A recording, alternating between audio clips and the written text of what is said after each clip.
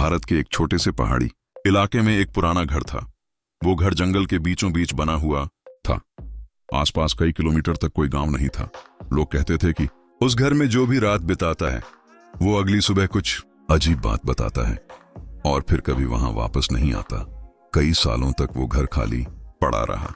एक दिन 3 दोस्त आरव, कबीर और निखिल एडवेंचर के शौकीन थे।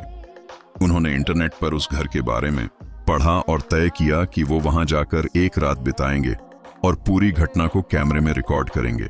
शाम के करीब 5 बजे वे तीनों उस जंगल में पहुंचे। जंगल बहुत शांत था, इतना शांत कि पत्तों की हल्की आवाज भी साफ सुनाई दे रही थी। थोड़ी देर चलने के बाद उन्हें वो घर दिखाई दिया। घर बहुत पुराना था, खिड़कियां टूटी हुई थीं और दरवाजा आधा खुला हुआ था। जैसे ही वे अंदर गए उन्हें एक अजीब सी ठंडी हवा महसूस हुई। निखिल ने हंसते हुए कहा, शायद लोगों ने बेकार में इस जगह को डरावना बना दिया है।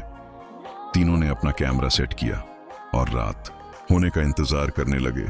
रात करीब 11 बजे तक सब कुछ बिल्कुल सामान्य था, लेकिन ठीक 12 बजे अचानक ऊपर वाली मंजिल से किसी के चलने की आवाज आने लगी। धप धप धप। तीनों एक दूसरे को देखने लगे।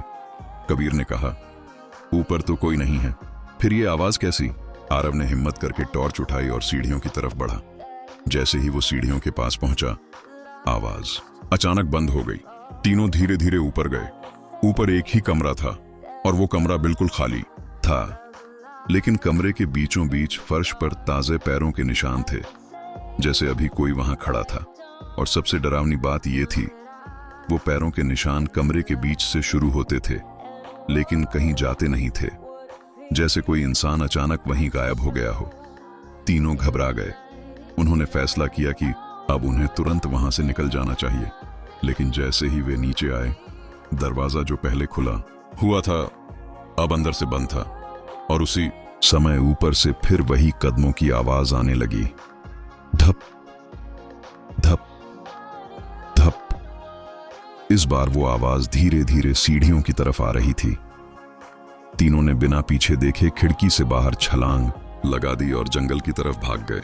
अगले दिन जब वे वापस लोगों के साथ उस घर में गए तो वहां कोई पैरों के निशान नहीं थे। कमरा बिल्कुल साफ था और सबसे अजीब बात, उस घर का दरवाजा बाहर से बंद था। आज तक किसी को नहीं पता चला कि उस रात उस घर में उनके साथ क्या हुआ था। लेकिन उस घटना के बाद तीनों दोस्तों ने कसम खाई कि वो कभी उस जंगल में वापस नहीं जाएंगे।